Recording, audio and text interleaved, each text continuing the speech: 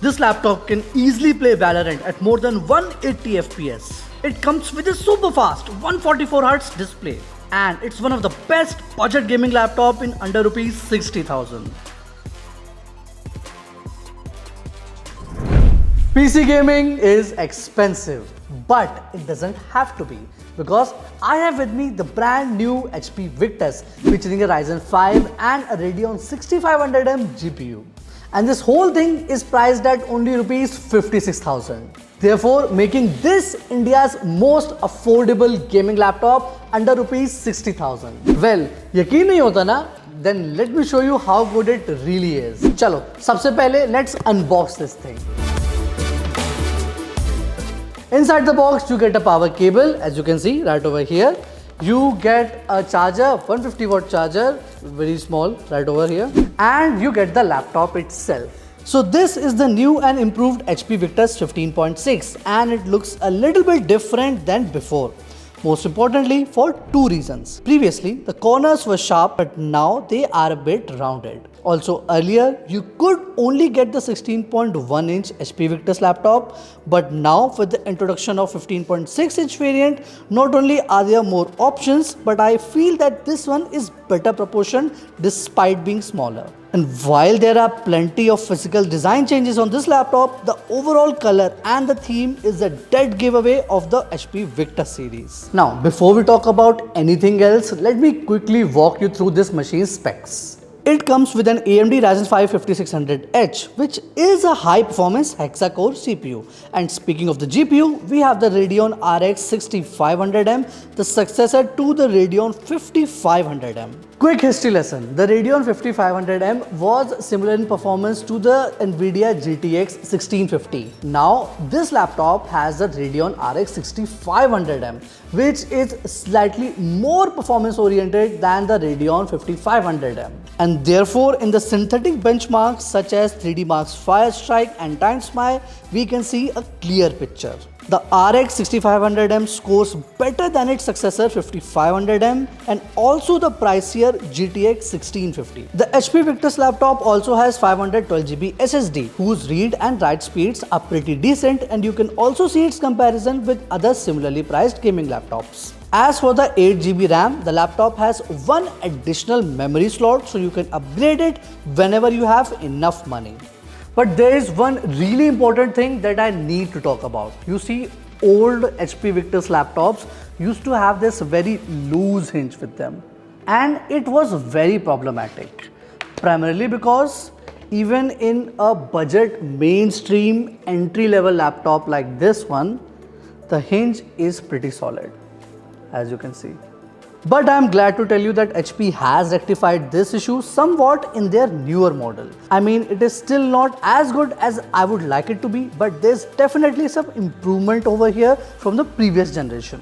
In terms of I/O ports, the HP Victus delivers solidly by featuring a super speed Type A port, a 3.5mm audio jack and an SD card slot on the left side, along with another USB Type A port, a USB Type C port, an HDMI out slot and an Ethernet port as well. So it doesn't matter if you want to do some LAN gaming or transfer some stuff from your SD card. This laptop can do it all without needing any additional dock. The laptop's display is kind of what you would expect in this price range, with its focus being more on delivering 144Hz refresh rate instead of delivering a wider color gamut. The colors look a bit washed out, but the screen's viewing angle is good. The laptop's brightness is close to 250 nits and the screen has a matte coating, so working in indoor lighting conditions won't be an issue. Now, the laptop gets a full-size keyboard complete with a numpad and all the essential keys.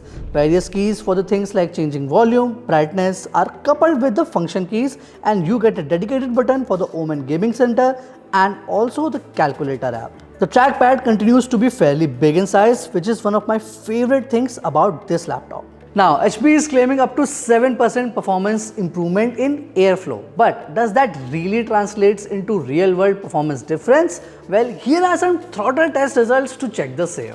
As you can clearly see, there is a difference of around 900 to 1000 points over here. Now, it is not much and it is not going to result in any significant performance difference between these two machines, but at least you know that the new design is making some difference in the synthetic benchmark numbers. The HP Victus surface temperature also remains pretty stable, as the highest number I recorded was around 40 degrees, which is pretty acceptable for a laptop in this price range. Chalo, with all that said, let's move on to gaming, and then let me show you exactly why this is the best budget gaming machine that you can buy in under rupees 60,000.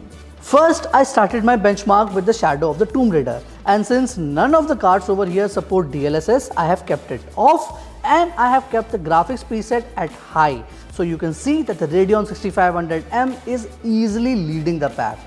Next up is the Assassin's Creed Valhalla, and I am running this at medium because all these GPUs only have 4 GB RAM and they all struggle in running the game at high preset. Over here as well, the clear winner is the Radeon 6500M. Then comes the Dirt 5, and the Radeon 6500M also takes the lead here as well, easily beating the GTX 1650 and the Radeon 5500M. And here are the rest of the games I tested, and you can clearly see the results for yourself. So in conclusion, not only is the Radeon 6500M better than the 5500M, its predecessor, it is also much better in terms of performance compared to the much pricier GTX 1650. But surely there must be something here because of which the GTX 1650 is priced higher, right? Well, there is something actually. You see, while stress testing, the Radeon 6500M did crash on me once or twice, notably in Shadow of the Tomb Raider and in Metro Exodus. But the GTX 1650 provided me with a much stable experience overall. So there you have it. Nvidia's promise of stable and timely updates is the reason for the 1650 to be priced much higher. But personally, I would still go with AMD because I only noticed the crash happen when I pushed the machine too hard only for benchmark purposes. But under regular everyday gaming, it performed flawlessly. So in normal 1080p gaming, the Radeon RX 6500M will easily trump over the GTX 1650 all day, every day. The new HP Victus is built better than before, features a good CPU and GPU combination, has plenty of I/O ports, a full-size keyboard and a big trackpad.